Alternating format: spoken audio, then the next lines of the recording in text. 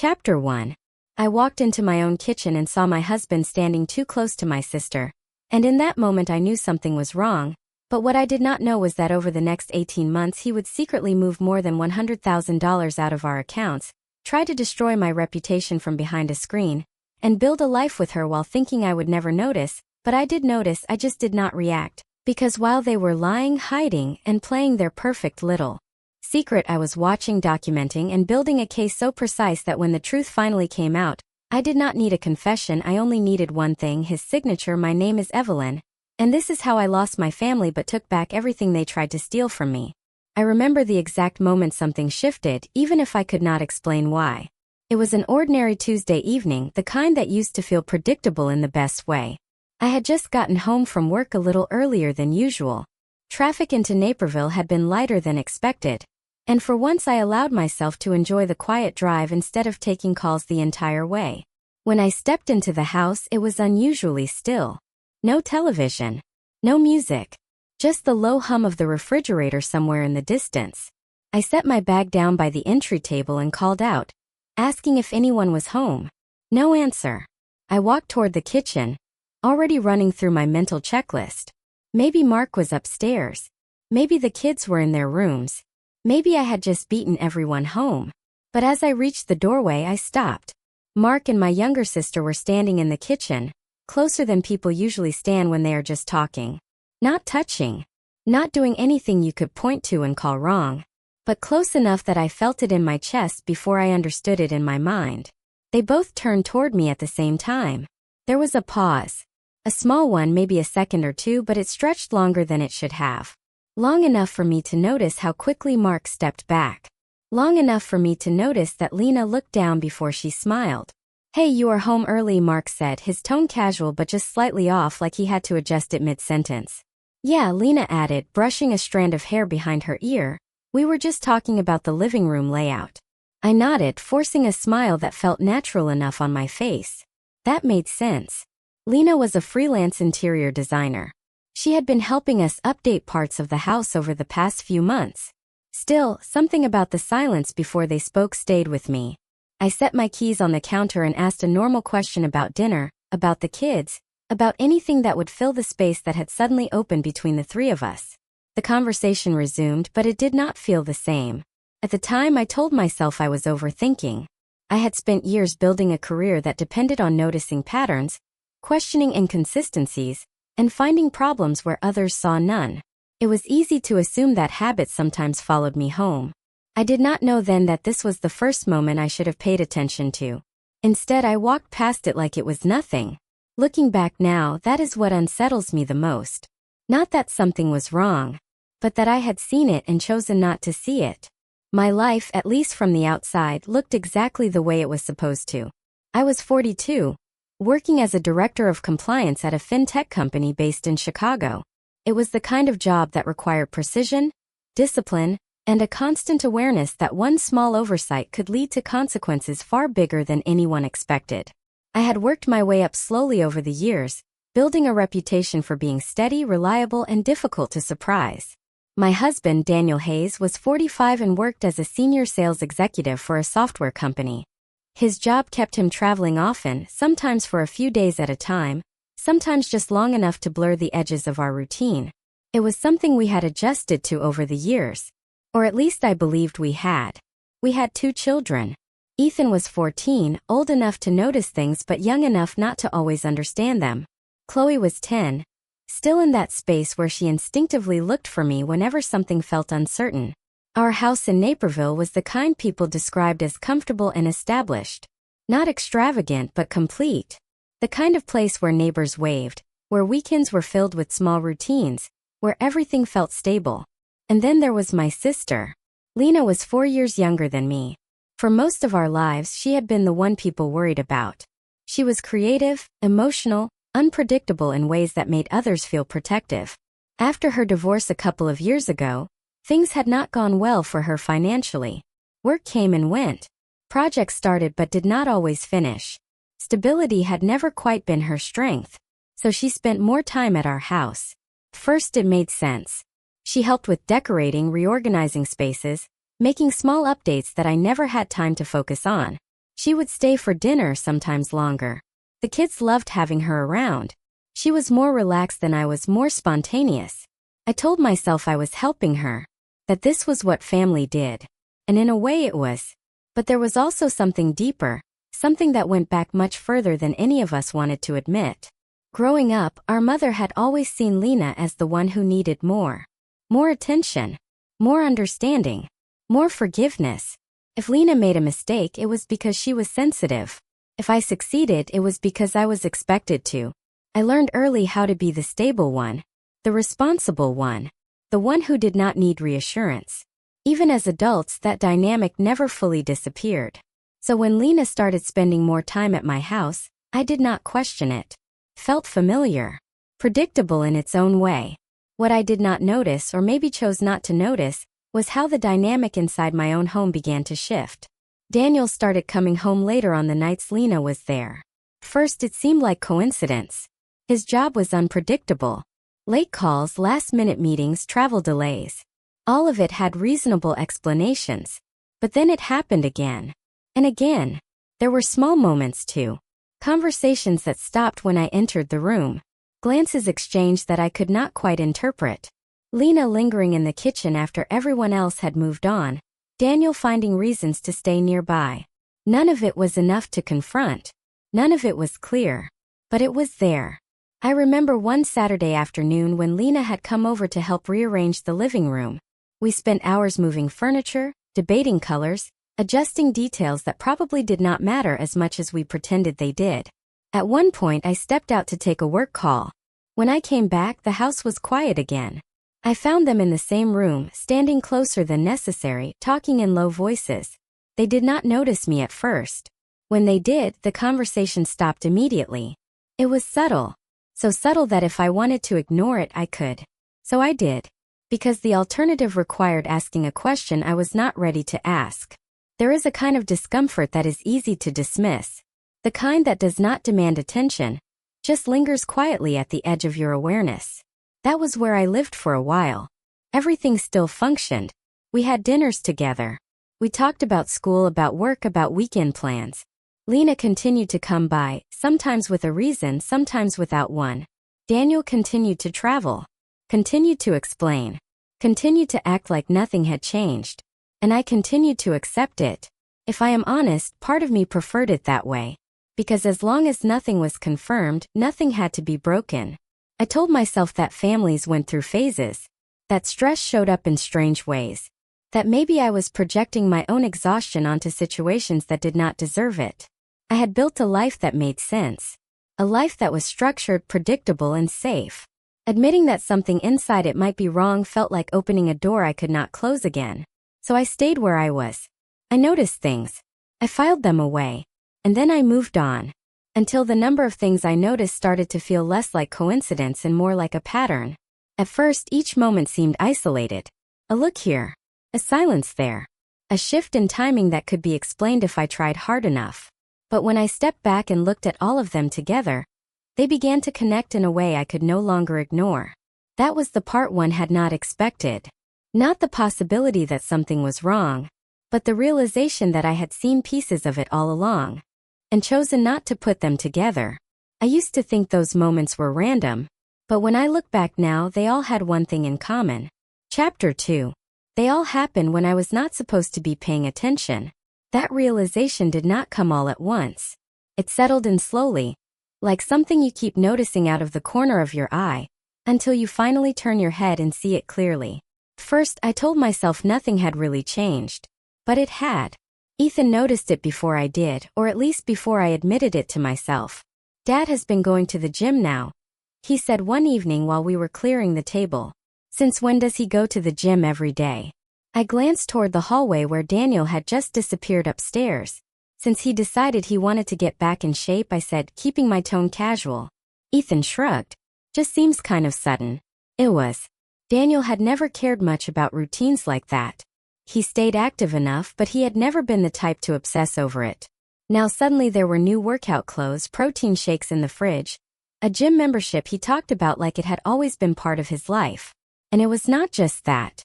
He started paying more attention to how he dressed, even on days when he was supposedly working from home. New shirts, different cologne, things I would have noticed before but somehow had not. Or maybe I had noticed and I had just chosen not to think about why.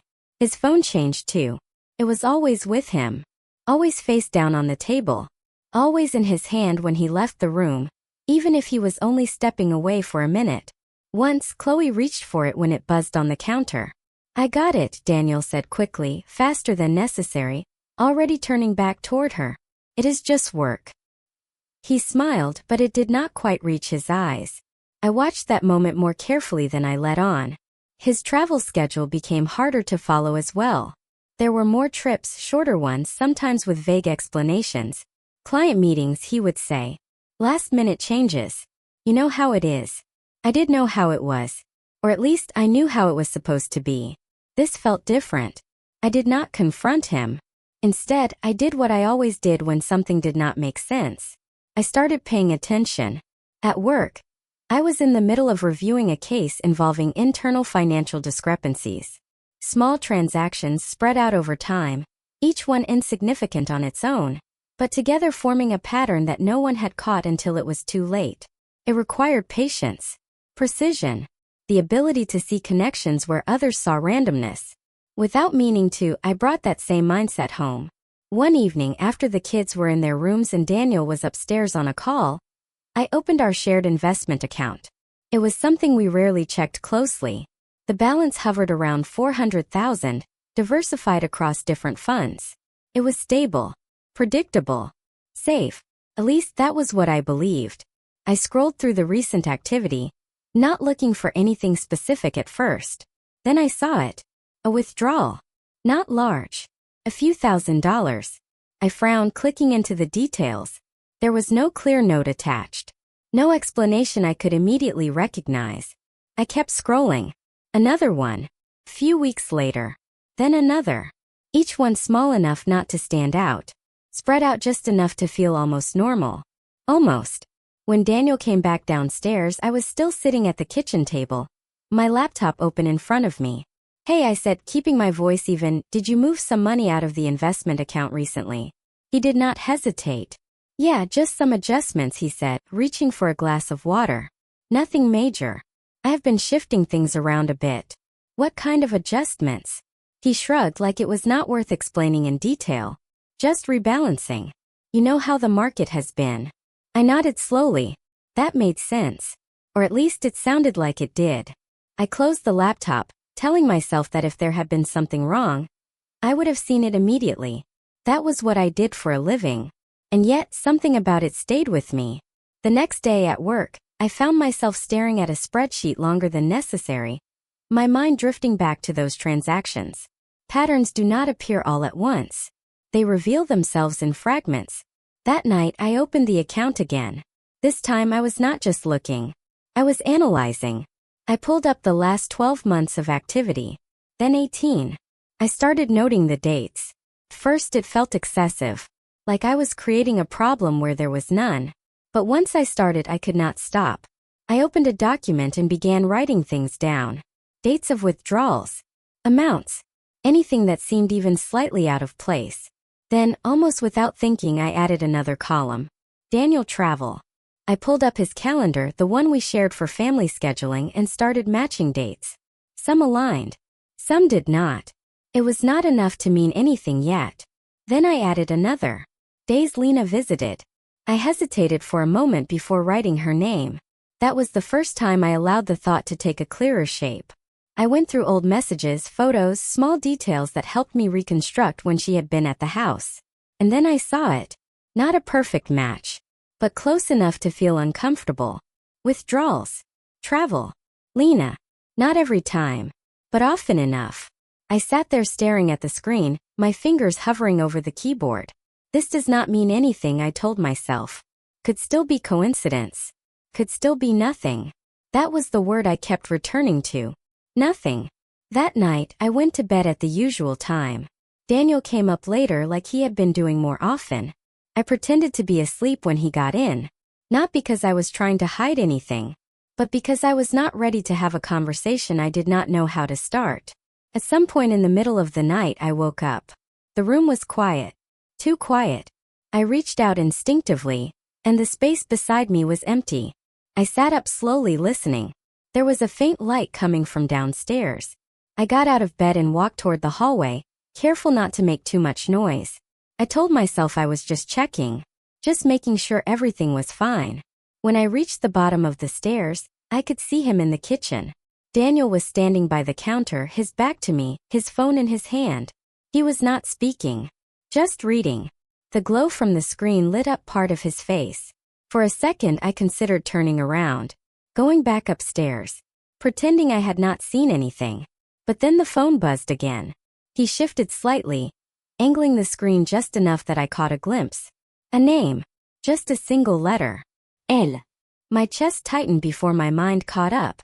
It could be anyone, I told myself immediately. A coworker. A client. Someone from the gym. There were dozens of reasonable explanations, but none of them felt right. Daniel turned then, noticing me standing there. Hey, he said, his voice quick, a little too quick. Could not sleep. I shook my head slightly. Just woke up, I said. What are you doing? He lifted the phone slightly, like that explained everything. Just finishing up something for work. This hour. He gave a small shrug. Time zones. You know how it is. I held his gaze for a moment longer than usual. Then I nodded. Yeah, I said quietly. I do. I turned and walked back upstairs before he could say anything else. When I got back into bed, I did not close my eyes right away. I stared at the ceiling, replaying that moment over and over. The name. The timing. The way he had reacted. I felt something shift inside me. Not an explosion. Not anger. Something colder. More controlled. My instincts had been there from the beginning. I just had not wanted to listen to them. Now I did. But instinct alone was not enough. I needed something solid. Something undeniable. Because once I moved forward, there would be no way to go back. The next morning, everything looked the same. Breakfast. School. Work. Daniel kissed me goodbye like he always did. Nothing about his behavior suggested anything had changed. And maybe for him it had not. For me it had. That afternoon during a break at work, I opened the document I had started the night before. I added more dates. More notes. I went back further, checking patterns I had not considered before. And slowly, piece by piece, the picture became clearer. The withdrawals were not random. They followed a rhythm. And that rhythm kept leading back to the same person. By the time I closed my laptop, I was no longer asking myself if something was wrong. I was asking myself how far it went. Chapter 3. That question changed the way I moved through my own life. I stopped reacting. I stopped looking for reassurance. And most importantly, I stopped giving anything away. If there was one thing my job had taught me, it was this. You do not confront a problem before you understand its full scope. You do not act on instinct alone. You gather, you verify, and you build something that cannot be dismissed. So that is what I did. On the surface, nothing changed. I still made dinner. I still asked Daniel about his day. I still listened when Lena talked about her latest project. Her voice light and casual, like everything in her world was temporary. But underneath all of it, I was working. Quietly. Carefully. I scheduled a consultation with a divorce attorney during my lunch break, using a personal email Daniel did not have access to. I chose someone with a reputation for being thorough, not aggressive. Her name was Margaret Ellis. Her office was in downtown Chicago, a place that felt intentionally neutral. Clean lines, soft lighting, nothing that drew attention to itself. She shook my hand and gestured for me to sit. End quote. So tell me what is going on, end quote, she said. I hesitated for a second, not because I did not know what to say, but because saying it out loud made it real in a way I had managed to avoid. End quote. I think my husband is having an affair, end quote, I said finally. End quote. And I think it involves someone close to me. End quote. She nodded, not surprised. End quote. Do you have proof? End quote. End quote. Not yet, end quote, I said. End quote, but I have patterns. Financial activity that does not make sense. Timing that lines up too often to ignore. End quote. Margaret leaned back slightly, studying me. End quote. You work in compliance, do not you, end quote. I nodded. End quote. I can tell, end quote, she said. End quote. You are not here for reassurance. You are here to build a case. End quote. That was exactly why I was there. She explained something called marital waste. Money spent from shared assets for the benefit of a third party, especially in the context of an affair. It was not just a betrayal. It had legal weight. End quote. If you can document it clearly, end quote, she said, end quote, it changes everything in a divorce settlement. End quote. That word settled in the room. Divorce. I had thought it before, but hearing it spoken out loud felt different. End quote. Do not confront him yet, end quote, she continued. End quote. Not until you understand exactly what you are dealing with. The more information you have, the stronger your position. End quote. I nodded again. That part I already understood. When I left her office, I did not feel emotional. I felt focused. That night, after everyone had gone to bed, I opened my laptop and went back to the account. This time, I was not just looking for irregularities. I was reconstructing a timeline. I pulled 18 months of data. Every withdrawal, every transfer, every small movement of money that had once felt insignificant. I entered them into a spreadsheet, organizing them by date, amount, and destination. Then I added the other layers. Daniel travel. Lena visits. At first it was just numbers on a screen. Then the pattern sharpened. The amounts were always just under a threshold that would trigger alerts. The timing was consistent enough to feel intentional. And when I totaled it, I had to stop for a moment. It was just over $100,000. I leaned back in my chair, staring at the number. It was not just a mistake. It was not just a lapse in judgment. It was a system. A deliberate, repeated decision. I closed my eyes briefly, then opened them again. Emotion could come later. Right now I needed clarity. The next step came from a different direction. At work I had a colleague named Daniel Park. He worked in IT security, someone I trusted professionally and personally. He was the kind of person who noticed things others overlooked. I approached him casually, keeping the conversation framed in terms of a hypothetical scenario. End quote. I need your opinion on something, end quote, I said, standing by his desk. He glanced up from his screen. End quote. That usually means it is not hypothetical, end quote, he said. I almost smiled. End quote. Let us say someone is sending emails that look anonymous, end quote, I said. End quote. No obvious connection back to them. But there is a pattern. Is there a way to trace that back if you have access to enough data, end quote? He leaned back thinking. End quote. Depends on how careful they are, end quote, he said. End quote.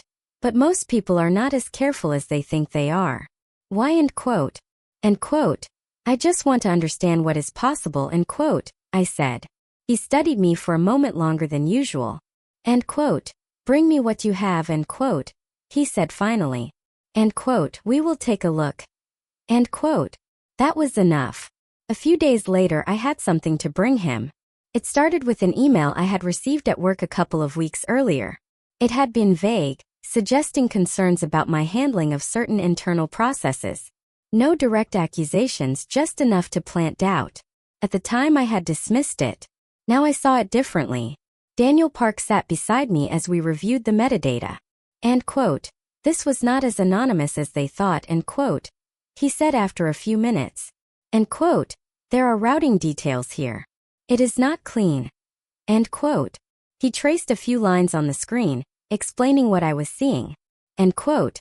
Whoever sent this used a personal device, but they were connected to a network tied to your area, end quote, he said. End quote. And look at the timing. End quote. The timestamp aligned with the night Daniel had been working late. My chest tightened, but I kept my expression neutral. End quote. Can you narrow it down further, end quote? He nodded slowly. End quote. Give me some time. End quote. I thanked him and left before the conversation could go any further. I did not need confirmation yet. I already knew what it would show. The realization settled deeper now. This was not just about an affair. This was about preparation. About someone anticipating consequences and trying to get ahead of them. That changed everything. At home I became more careful. Every movement mattered. Every action had to look normal. One afternoon while Daniel was out, I opened his laptop. I told myself I would be quick. Just a few minutes to check what I needed. I navigated through folders, email accounts, anything that might connect the pieces more clearly. Then I heard the front door. My heart dropped. He was not supposed to be home yet. I closed the laptop immediately, moving it back to exactly where it had been. I stood up, forcing myself to breathe normally as his footsteps came closer. End quote. Hey, end quote, he called out. End quote. You home, end quote. End quote. Yeah, end quote, I answered, stepping into the hallway. End quote. I thought you had meetings all afternoon, end quote. End quote. They got cancelled, end quote, he said, walking past me into the kitchen. End quote. Figured I would come back early. End quote. I watched him for a second, wondering if he had noticed anything. End quote. You okay, end quote, he asked, glancing at me. End quote. Of course, end quote, I said. End quote. Just finishing up some work. End quote. He nodded, already distracted, reaching for his phone. The moment passed. But it left something behind. A reminder that I was not the only one capable of noticing changes. Lena started to shift too. Subtly at first. She asked more questions than usual. End quote. You seem busy lately, end quote, she said one evening, standing beside me while I was making dinner. End quote. Work has been a lot, end quote, I replied without looking up. She was quiet for a moment. End quote. Are you sure that is all it is, end quote? I turned to face her then. End quote. What do you mean, end quote? She shrugged lightly, but her eyes stayed on me. End quote. I do not know. You just feel different. End quote. I held her gaze for a second, then smiled. End quote. I am fine, end quote, I said. End quote. Just tired. End quote. She nodded, but I could tell she was not fully convinced. That was fine. As long as she did not know what I knew. The kids felt it too. Ethan watched more carefully now, his questions sharper, even when he tried to hide it. Chloe stayed closer to me, her presence quieter but constant. One night, as I was tucking her in, she looked up at me. End quote. Are you sad, end quote, she asked softly. The question caught me off guard. End quote. No, end quote, I said gently. End quote. Why would you think that, end quote? She hesitated. End quote. I do not know, end quote, she said. End quote. You just feel different. End quote. I brushed her hair back, forcing a smile. End quote. I am okay, end quote, I said. End quote. I promise. End quote. She nodded, but she did not look fully reassured. After I left her room, I stood in the hallway for a moment, letting the weight of everything settle. This was no longer just about me. It had never been. In the days that followed, the pieces continued to fall into place. Daniel became more careful, but not careful enough. Because in that moment I understood something clearly. They thought they were ahead. They thought they were careful. They thought I was still the same person who would overlook the details. They were wrong. The longer they believed that, the more time I had. And time was the only advantage I needed. Chapter 4. I did not need to wait much longer. The confirmation came on a Thursday afternoon, earlier than I expected, but exactly when I needed it. I had wrapped up a meeting sooner than planned and decided to drive home instead of staying late at the office. There was no reason for it. No instinct pushing me. Just a quiet decision that felt ordinary at the time. When I pulled into the driveway, Daniel's car was already there. That alone was not unusual. His schedule had been unpredictable for weeks. But something about it made me pause before getting out. The house was quiet again when I stepped inside. No voices. No television. Just that same stillness I had started to recognize. I moved through the hallway slowly, my steps softer than usual without me thinking about it. As I reached the living room, I saw them. Daniel and my sister were standing near the window. Not touching. But there was no space between them anymore. Not the kind of distance that could be explained away. Their bodies were angled toward each other in a way that felt intimate, familiar. The kind of closeness that did not happen by accident. Lena's hand was resting lightly on his arm. He was looking at her in a way I had not seen him look at me in a long time. They did not notice me right away. And in that brief moment before anything shifted, I understood everything. There was no doubt left. No need for interpretation. Just clarity. Then Lena turned slightly and saw me. Her expression changed instantly. End quote. Evelyn, end quote, she said, stepping back, her voice tight. End quote. You are home early. End quote. Daniel turned next. For a split second, something flickered across his face. Not surprise. Not exactly. Recognition. Then it was gone. End quote. Hey, end quote, he said too quickly. End quote. I thought you had a late day. End quote. End quote. I did, end quote, I said evenly. No one spoke after that. The silence stretched, but this time I did not feel the need to fill it. I did not ask questions. I did not raise my voice. I simply nodded once and walked past them. Up the stairs. Into the bedroom. I closed the door behind me and sat on the edge of the bed, letting the stillness settle around me. My hands were steady. My breathing was even. There was no explosion. Because there was nothing left to discover. Only something left to finish.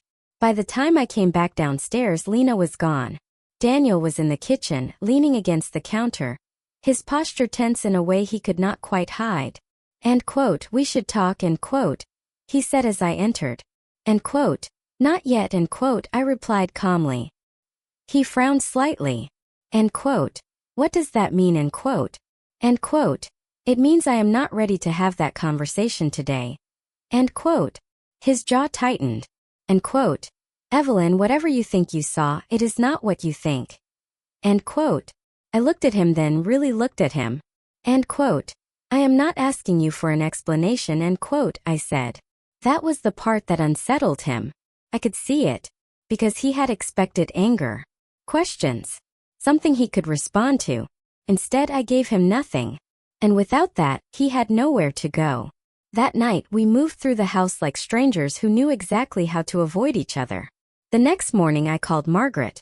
End quote. It is confirmed, end quote, I said simply. She did not ask for details. End quote. Then we move forward, end quote, she replied. From that point on, everything accelerated.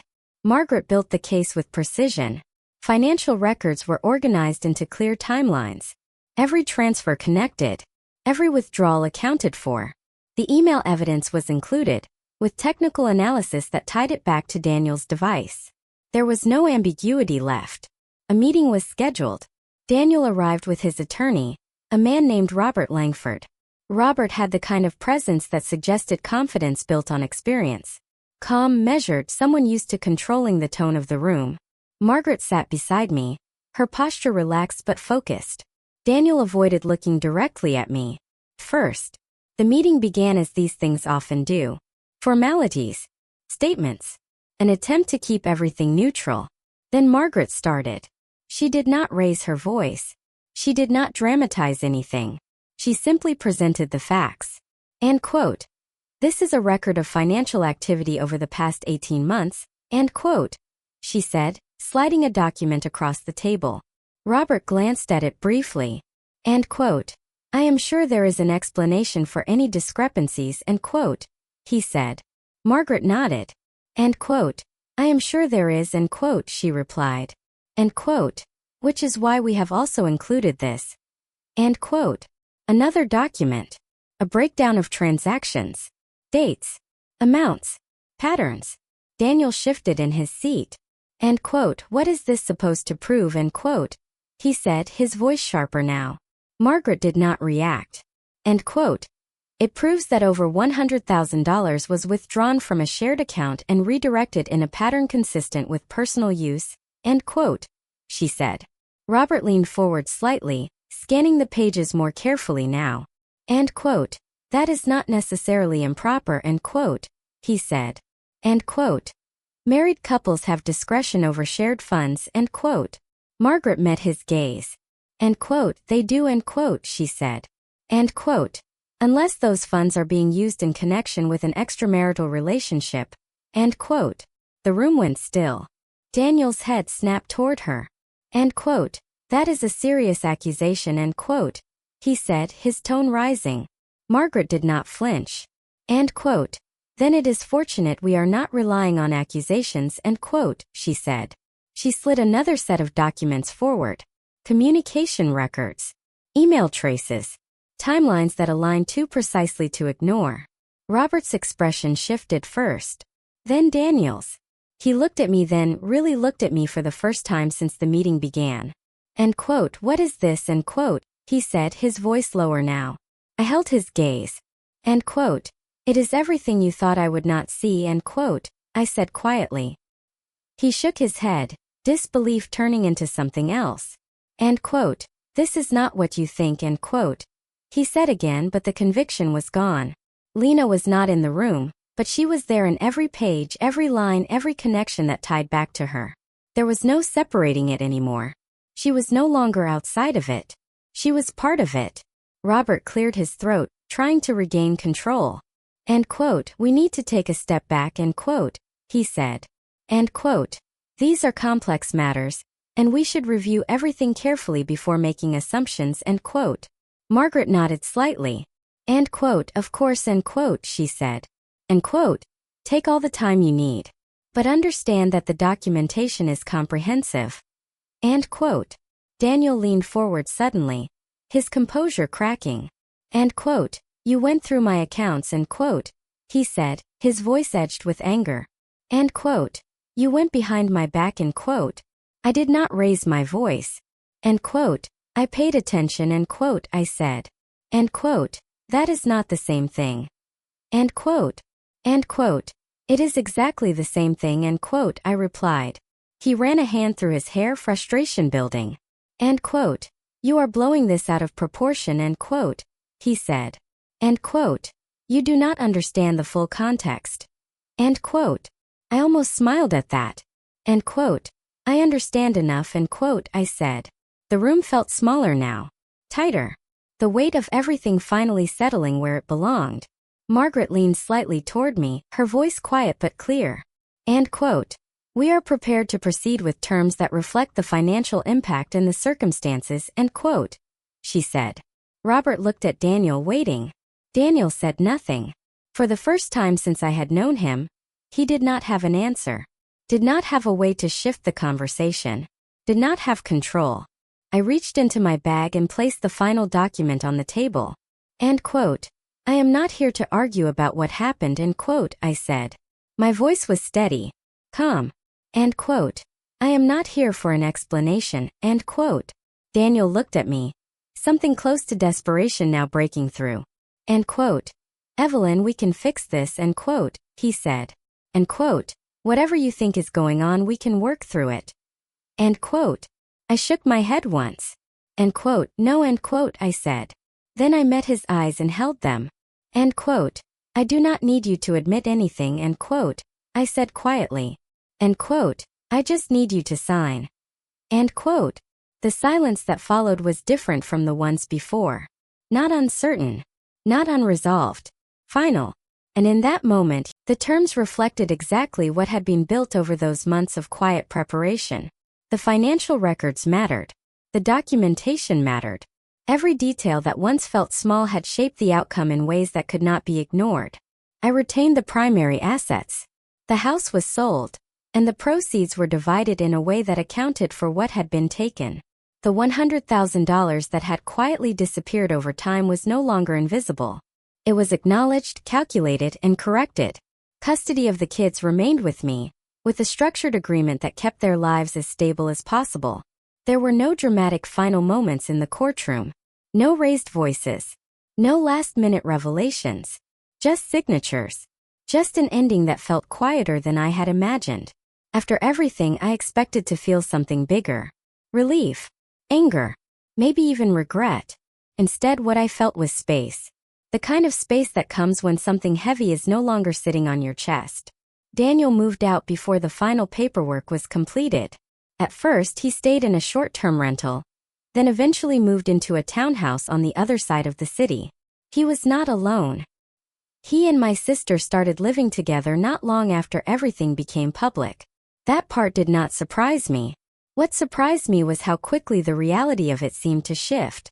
When something exists in secrecy, it carries a kind of intensity, a sense of urgency, a distorted version of meaning. But once it is exposed, once it has to exist in the open, it becomes something else entirely. Practical. Complicated. Real. I did not see it directly, but I heard about it. Not from them. From other people. From the quiet ways information travels through families, through mutual connections, through conversations that are not meant to be repeated, but always are. First, it was small things. Financial strain. My sister's work had never been consistent, and without the flexibility she once had, it became harder to maintain any stability. Daniel, who had always been comfortable, now carried the weight of expenses that used to be shared. Then it became something else. Arguments. Tension. The kind of conflict that builds when two people who were once united by secrecy now have nothing left to hide behind. End quote. They fight all the time now, end quote. My mother said during one phone call, her voice quieter than usual. I did not respond right away. End quote. I am not surprised, end quote. I said eventually. She sighed. End quote. I thought maybe things would settle once everything was out in the open. End quote. I almost told her that things rarely become easier when reality replaces illusion. But I did not. Because it was no longer my place to explain their lives. The distance between me and my sister became permanent. There were no conversations. No attempts to repair anything. Not because I could not forgive, but because I no longer needed to. Forgiveness, I realized, is not always about reconnecting. Sometimes it is about letting something end without carrying it forward. My life shifted in ways that felt both unfamiliar and steady at the same time. I moved with the kids to a place in Evanston closer to the lake, quieter than where we had been before. It was smaller, but it felt intentional. A space that belonged entirely to us. Work became something I leaned into more fully. A few months after everything was finalized, I was promoted. The role came with more responsibility, more visibility, but also a sense of validation that I had not realized I needed. It was not about proving anything to anyone else. It was about reminding myself that I was still capable of building something solid, even after everything had shifted. I also started therapy. At first it felt unnecessary. I told myself I had handled everything logically, that I had moved through it without losing control. But control is not the same as healing. In those sessions, I began to unpack the parts one had pushed aside. The quiet moments. The hesitation. The ways I had minimized what I saw because it was easier than facing it. End quote. You were protecting something, end quote. My therapist said during one session. End quote. What was I protecting, end quote, I asked. She held my gaze.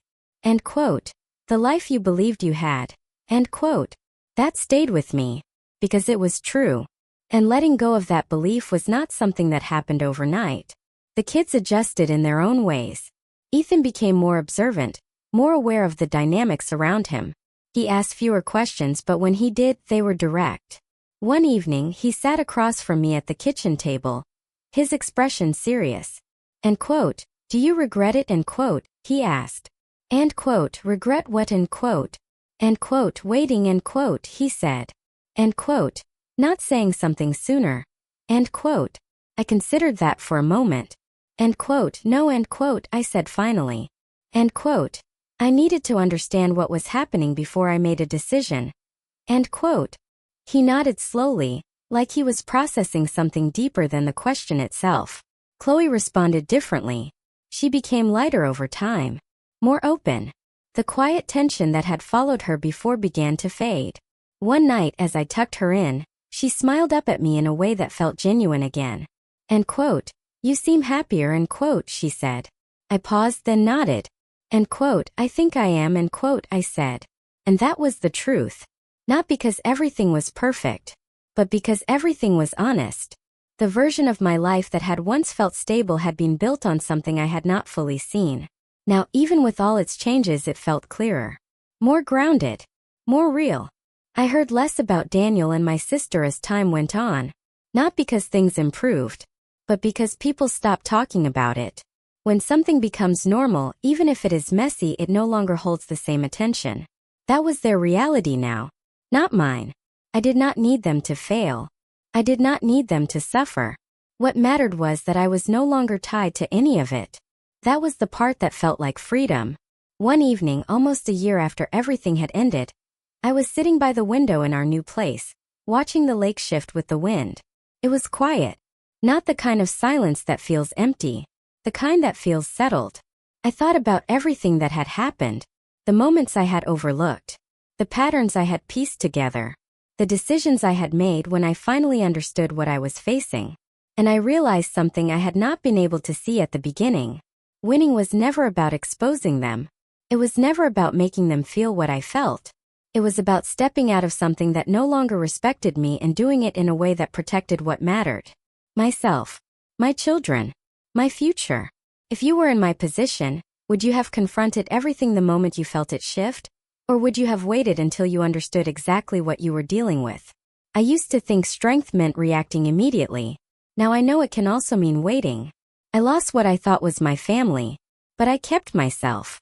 And this time that is enough.